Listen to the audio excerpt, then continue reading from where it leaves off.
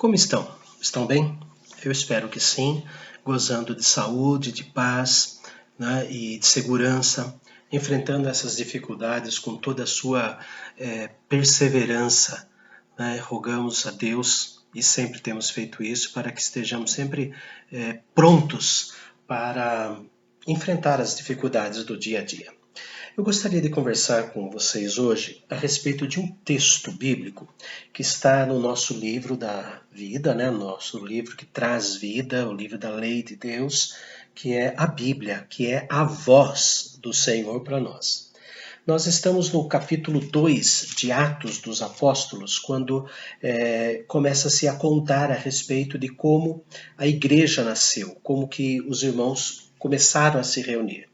Nós temos aquele texto clássico de Atos capítulo 2, quando Deus, de uma forma maravilhosa, fez com que os apóstolos pregassem, e ao pregar a palavra de Deus, né, foram no capítulo 3, do versículo 14 até o versículo de número 36, são 23 versículos, e desses 23 versículos, 11 são citações do Antigo Testamento. Então nós vemos que o milagre está no fato de Pedro fazer um discurso, pregar, mostrar no Antigo Testamento onde o Senhor Jesus era descrito como Messias e como isso aconteceu. E temos logo em seguida, após esta mensagem, nós temos Atos 2, 37, uma expressão importante que eu gostaria de enfatizar no estudo de hoje. Ouvindo eles estas coisas, compungiu-se-lhes o coração e perguntaram a Pedro e aos demais apóstolos: que faremos, irmãos? Compungiu-se-lhes. Compungir é a palavra grega katenegetan. Katenegetan quer dizer quando alguém pega uma talhadeira, um cinzel, pega um martelo, um alho e bate para quebrar o coração de pedra e colocar ali o coração de carne. O Senhor Deus deixou bem claro neste texto que quando a palavra dele é lida, quando a Bíblia é lida, o livro da lei é lido, é como se existisse ali um trabalhar de Deus na nossa estrutura. Também falou sobre isso o profeta Jeremias. Agora no Antigo Testamento, Jeremias 23, 29, ele diz assim: não é a minha palavra fogo, diz o Senhor, e martelo que esmiuça a penha? A palavra de Deus, a Bíblia, é exatamente o punção, ou o cinzel, ou a talhadeira, que Deus usa para quebrar o nosso coração de pedra, para moldar o nosso coração, para dar uma forma salva. Nós somos salvos pelo sangue do Senhor Jesus. É isso que relembramos na Páscoa. A morte de Cristo foi a primeira batida nessa talhadeira, né? A pregação da palavra de Deus é a primeira batida no nosso coração de pedra. E aí a ressurreição é Deus moldando o nosso ser no que nós chamamos de processo de santificação, de erguer a nossa vida, de construir a nossa vida nesta terra, de maneira que as pessoas possam entender o amor de Deus por nós. Que Deus arquitetou tudo isso antes da fundação do mundo. Ele já deixou bem claro como deveria ser cada um de nós. E então, com o passar do tempo, através das Escrituras, ele vai mostrando o seu trabalhar na nossa alma. O texto aqui diz: compungiu-se-lhes o coração. Quando ele usa essa expressão, ele está dizendo que quando a palavra de Deus é falada, quando a Bíblia é direcionada para o nosso coração e a pregação ou a leitura da Bíblia é o martelo que vai batendo nesse cinzel para moldar o nosso coração, ele está dizendo que deixa uma impressão, a batida forma uma impressão que vai abrindo o nosso coração. Hebreus, a carta escrita aos Hebreus fala que a Bíblia, a leitura da Bíblia ou a verdade de Deus é uma espada que corta A espada de dois gumes corta dos dois lados para separar o mundanismo do cristianismo, para separar a nossa vida antiga em pecados numa vida de processo de santificação. Então, a pregação é o martelo, a Bíblia é o cinzel e a pedra é o coração do homem. E quando Deus imprime em nós essas batidas, essas marcas da batida, nós vamos vendo o seu amor por nós. Porque se Deus estiver batendo nesse martelo, usando esse martelo, que é a pregação, e a Bíblia, que é o seu cinzel, ele vai abrir a nossa vida porque ele quer a nossa vida. Ele quer que a nossa vida desfrute do amor que ele sente por nós. Então ele vai deixando marcas. E o que essas marcas produzem em nós? Essas marcas convencem a nossa mente confusa. Essas marcas separam o terrível julgamento das nossas almas. Ele nos separa da condenação eterna, do inferno, porque Deus, Ele está batendo no meu coração para me moldar. Isto é um ato de misericórdia, é um ato de graça. Ele não quer que a minha alma sofra como aquelas outras almas vão sofrer. Então, cada martelada no nosso coração é um ato de misericórdia de Deus. É um ato de misericórdia. Quais são as mãos que seguram esse martelo? Ou qual é a mão que segura o martelo e a outra mão que segura o cinzel e bate em mim? De quem é? Eu li algo interessante e vou reler para os irmãos aqui. A mão é a mesma que grafou as verdades eternas, aquele que inspirou as Escrituras. É aquela que fez o universo e confeccionou a primeira roupa de Adão e Eva. Aquela que abriu o Mar Vermelho e feriu os próprios judeus incrédulos. A mesma que matou os primogênitos dos egípcios e ao mesmo tempo amparou os primogênitos dos judeus. É a mesma que foi cravada na cruz.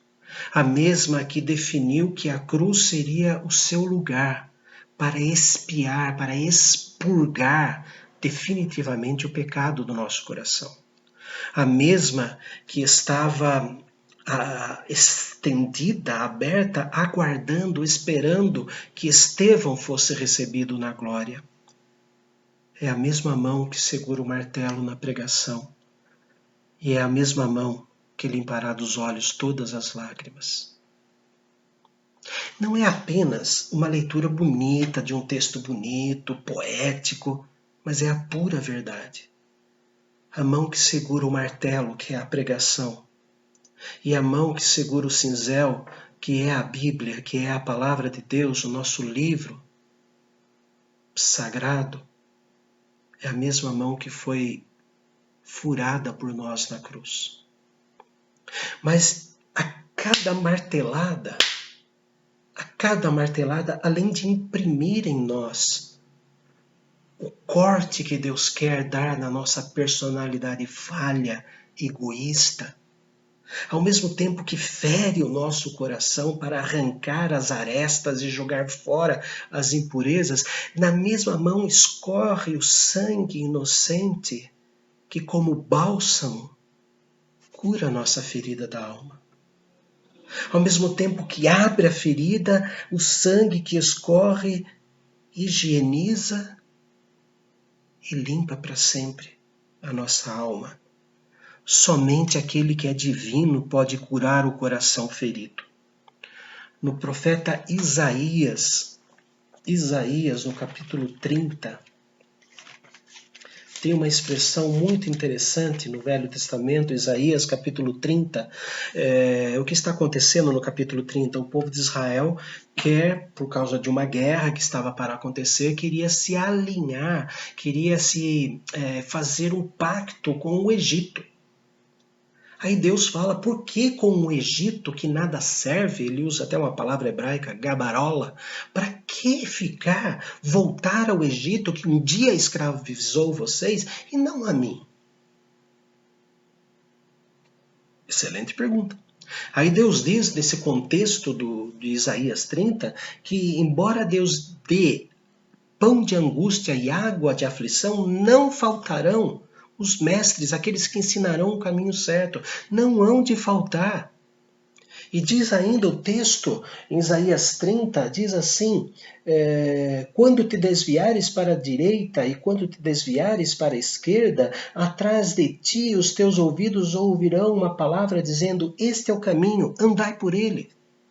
E lá no final, no versículo 26 diz assim, que quando restaurar Deus a sorte, quando Deus restaurar a vida daquelas pessoas, quando elas abandonarem os ídolos, quando elas abandonarem as obras humanas, ele diz assim, a luz da lua será como a do sol, e a do sol 7 vezes maior como a luz de 7 dias, no dia em que o Senhor atar a ferida do seu povo, olha agora, e curar a chaga, a ferida, do golpe que ele deu.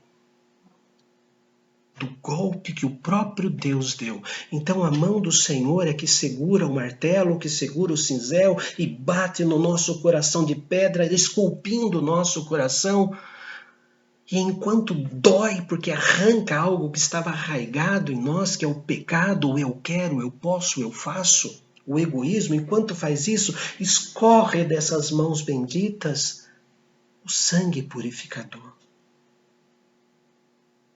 O sangue purificador. Deus compunge. Ele coloca uma punção dentro da nossa alma. E foi exatamente o que os ouvintes de Pedro falaram em Atos dos Apóstolos. Que faremos? O que é que eu tenho que fazer quando eu sinto que é Deus que está moldando o meu coração? O que é que eu tenho que fazer? Qual é a minha reação? Qual deve ser a minha reação? E assim diz em Atos capítulo 2, versículo 38. Respondeu-lhes Pedro, arrependei-vos, e cada um de vós seja batizado em nome de Jesus Cristo para a remissão, para perdão, para o resgate dos vossos pecados. Nós somos aprisionados pelos nossos pecados. Então, a palavra remissão quer dizer resgate. Deus pagou o resgate para nos ter de volta. E recebereis o dom do Espírito Santo. Deus, com todo o amor, Ele usa a pregação da palavra do nosso livro da lei, que é lei para as nossas almas, mas não a lei de um ditador absolutista. Ele é absoluto. Deus é absolutista, mas não é ditador. Na cruz do Calvário Ele provou que nos ama profundamente. E por que Ele morreu na cruz? Para nos perdoar os pecados e também para nos dar o privilégio de chamá-lo de Pai. Pai Celestial. Pai. Abba, em aramaico, que quer dizer paizinho. Ele quer que cada um de nós volte a ser criança espiritual. E criança no sentido de que nós dependemos do pai e da mãe para a nossa limpeza, para a nossa alimentação, para o nosso descanso, para aprendermos a andar, para que Ele nos eduque.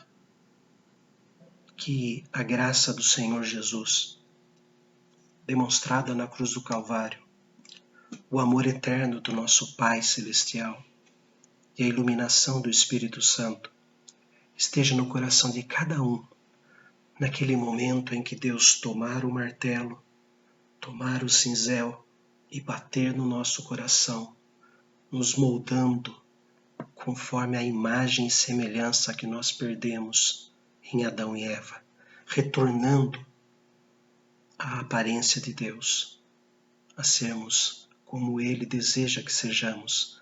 Ele disse, sede santos, porque eu sou santo.